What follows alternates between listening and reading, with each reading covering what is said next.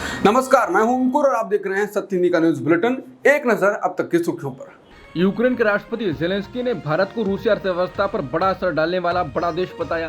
साथ ही कहा कि अगर भारत और भारतीय रूस को लेकर अपना रवैया बदलते हैं तो युद्ध समाप्त हो जाएगा, क्योंकि रूसी राष्ट्रपति व्लादिमीर पुतिन इसे फिर खत्म कर देंगे। जेलेंस्की रूस से तेल के लिए भारत के रिकॉर्ड तोड़ सौदों के बारे में बात कर रहे थे। बता दें, इससे पहले पीएम मोदी ने कहा था कि भारत युद्ध में न्यूट्रल नहीं है और शांति के पक्ष में है।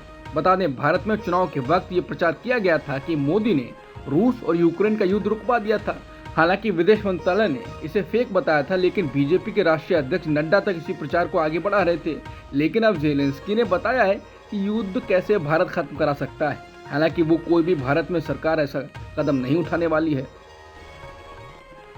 पीएम मोदी के यूक्रेन दौरे पर अमेरिका के व्हाइट हाउस ने बयान जारी करते हुए अपनी प्रतिक्रिया दी। भारत को अपना मजबूत साझेदार बताते हुए व्हाइट हाउस ने कहा कि हम दूसरे देशों की यूक्रेन की विवाद को सुलझाने की कोशिशों का स्वागत करते हैं।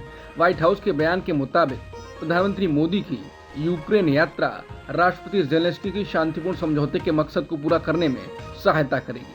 अमेरिका के राष्ट्रीय सुरक्षा सलाहकार जॉन किर्बी ने कहा कि इस विवाद से जुड़ी कोई भी बातचीत यूक्रेन के साथ लेकर होनी चाहिए। उन्होंने कहा कि अगर कोई भी देश यूक्रेन में चल रहे युद्ध को रोकने की कोशिशों में मदद करना चाहता है तो हम उसका स्वागत करते हैं, लेकिन हम ये भी चाहते हैं कि इससे जुड़ी किसी भी बातचीत में यूक्रेन के लोगों को भी शामिल किया जाए।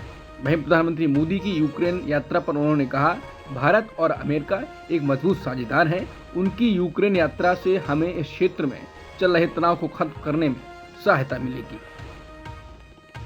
भारत के रक्षा मंत्री राजनाथ सिंह ने अमेरिकी रक्षा मंत्री लॉयड ऑस्टिन से मुलाकात की।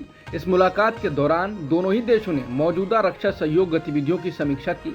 रक्षा मंत्री राजनाथ सिंह और अमेरिकी रक्षा मंत्री लॉयड ऑस्टिन ने यह भरोसा जताया कि भविष्य में दोनों ही देशों के बीच रक्षा सहयोग और भी ज्यादा मजबूत होगा।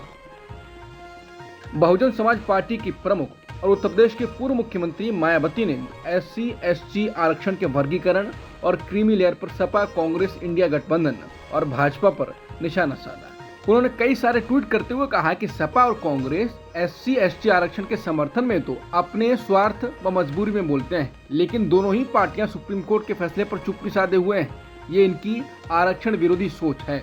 मायावती ने यह आरोप लगाया कि सपा और कांग्रेस दोनों का ही चरित्र SC/ST विरोधी रहा है। उन्होंने ये भी कहा कि सुप्रीम कोर्ट के फैसले के खिलाफ जनता की भावना को देखते हुए केंद्र सरकार ने कोई भी कदम नहीं उठाया है। मायावती ने कहा कि भाजपा का SC/ST आरक्षण विरोधी रवैया पूरी ताकत के साथ बरकरार है और इस मामले में इंडिया गठबंधन की चुप्पी भी उतनी ही घातक है। बदलापुर यौन शोषण केस को लेकर महाविकास अघाड़ी शनिवार को विरोध प्रदर्शन कर रही है। शरद पवार, उनकी बेटी सुप्रिया सुले, उद्धव ठाकरे और बाकी नेताओं ने मुंह पर काली पट्टी भी बांधी है। इससे पहले संजय राउत ने कहा कि विरोध प्रदर्शन के जरिए हमारी आवाज यूक्रेन तक जाएगी, जहां पीएम मोदी घूम रहे हैं। प्रधानमंत्री यूक्रेन, पोलैंड और रूस की यात्रा पर हैं, वहां की समस्या के साथ जुड़े हुए हैं। हमारी महाराष्ट्र की मां बच्चों पर अत्याचार हो रहा है। हमारी आवाज यूक्रेन, पोलैंड तक जाए, इसलिए हमने बंद की घोषणा की थी, लेकिन कोर्ट ने बंद करने से मना किया। हम कोर्ट का सम्मान करते हैं। बता दें, MBA ने बदलापुर मामले को लेकर महाराष्ट्र बंद का ऐलान किया था, लेकिन शुक्रवार को बॉम्बे हाईकोर्ट ने इस पर रोक लगा दी। इसके बाद MBA ने शांतिपूर्ण विरोध प्रदर्शन करने का फैसला किया। दरअसल ठाणे के बदलापुर के आदर्श स्कूल में 13 अगस्त को 2 बच्चों के साथ यौन शोषण हुआ था। केस में पुलिस की लापरवाही की बात सामने आई, जिसे लेकर महाविकास अघाड़ी ने महाराष्ट्र बंद का ऐलान किया था। SIT ने बीजेपी की सहयोगी पार्टी जनता दल सेक्युलर यानी JDS के पूर्व सांसद प्रज्वल रेवन्ना के खिलाफ बलात्कार और उनके पिता और विधायक HD रेवन्ना के खिलाफ यौन उत्पीड़न के आरोप में 2000 पन्नों से अधिक का बड़ी चार्जशीट दायर की है। ये चार्जशीट सेक्सुअल असॉल्ट और उत्पीड़न के 4 मामलों के संबंध में दायर की जाने वाली पहली चार्जशीट है और इसमें लगभग 150 गवाहों के बयान शामिल हैं। दिल्ली शराब नीति मामले में मुख्यमंत्री अरविंद केजरीवाल की मुश्किलें बढ़ती ही जा रही हैं। कथित शराब घोटाले मामले में अरविंद केजरीवाल के खिलाफ मुकदमा चलाने के लिए CBI ने दिल्ली के उपराज्यपाल VK सक्सेना से मंजूरी ले ली है। CBI ने विशेष न्यायाधीश कावेरी बावेजा की राउज एवेन्यू अदालत में शुक्रवार को अभियोजन मंजूरी जमा कर दी है। अब मामले की अगली सुनवाई 27 अगस्त को होगी। रामगिरी महाराज के खिलाफ आक्रोश बढ़ता जा रहा है और देश भर के मुस्लिम समाज द्वारा उनकी गिरफ्तारी की मांग को लेकर प्रदर्शन किए जा रहे हैं। कई राज्यों में उनके खिलाफ एफआईआर दर्ज की गई है, जिसमें मुंबई, नासिक और छत्रपति संभाजीनगर शामिल है। आरोप है कि उन्होंने जानबूझकर ऐसे बयान दिए जिससे दो समुदायों के बीच तनाव उत्पन्न हो। सिन्नर तालुका के शाह पंचाले गांव में एक धार्मिक आयोजन के दौरान रामगिरी महाराज के इस्लाम और पैगंबर मोहम्मद के खिलाफ टिप्पणी करने के बाद ये विवाद शुरू हुआ, जिसका वीडियो सोशल मीडिया पर वायरल हो गया। बांग्लादेश में हिंदुओं पर हुए अत्याचारों के खिलाफ दिए गए इस बयान ने विवाद को जन्म दिया।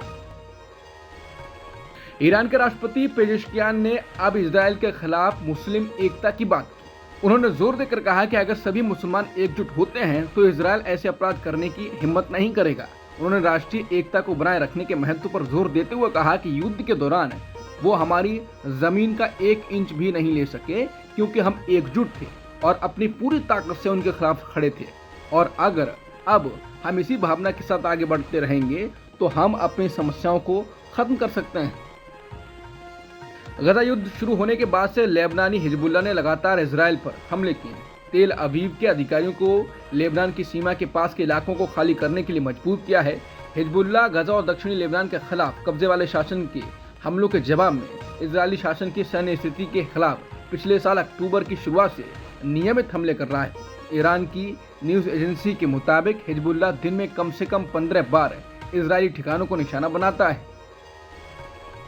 अफगानिस्तान में महिलाओं को लेकर नया फरमान जारी कर दिया गया है। वो नए नियमों के तहत महिलाओं की आवाज पर नकेल कस रहे हैं। नए नियमों के मुताबिक महिला अब सार्वजनिक रूप से यानी पब्लिक प्लेसेस में गाते, कुछ सुनाते या पढ़ते हुए नहीं सुनी जानी चाहिए। इस पर रोक लगा दी गई है, न गाएं न पढ़ें। इसके अलावा महिलाओं के आने जाने, संगीत और पुरुषों के साथ बातचीत को लेकर कड़ी सख्ती कर दी गई है। नए नियमों में महिलाओं को बाहर निकलने पर खुद को पूरी तरह से ढकना आवश्यक कर दिया गया है। इसके साथ ही महिलाओं के चटक रंग के कपड़े पहनने को लेकर भी सख्त दिशा निर्देश दिए गए हैं। काफी कुछ कड़े आदेश पारित किए गए हैं और इसके साथ ही कहा गया है कि हम आपको भरोसा दिलाते हैं ये इस्लामी कानून सद्गुणों को बढ़ावा देने और बुराइयों को खत्म करने में बहुत मददगार होते हैं। अमेरिकी राष्ट्रपति पद के निर्दलीय उम्मीदवार रॉबर्ट एफ कैनेडी जूनियर ने अब डोनाल्ड ट्रंप को समर्थन देने का ऐलान कर दिया है। इसी के साथ रॉबर्ट एफ कैनेडी जूनियर ने अपनी उम्मीदवारी भी वापस ले ली है। उन्होंने एरिजोना में आयोजित की गई एक रैली के दौरान ट्रंप के साथ एक मंच भी साझा किया। भारतीय क्रिकेटर शिखर धवन ने अंतर्राष्ट्रीय और घरेलू क्रिकेट से रिटायरमेंट का ऐलान कर दिया है। उन्होंने शनिवार सुबह सोशल मीडिया वेबसाइट एक्स पर पोस्ट करके इसकी जानकारी दी। बता दें, शिखर धवन ने 34 टेस्ट और 167 एक दिवसीय मैच खेले हैं।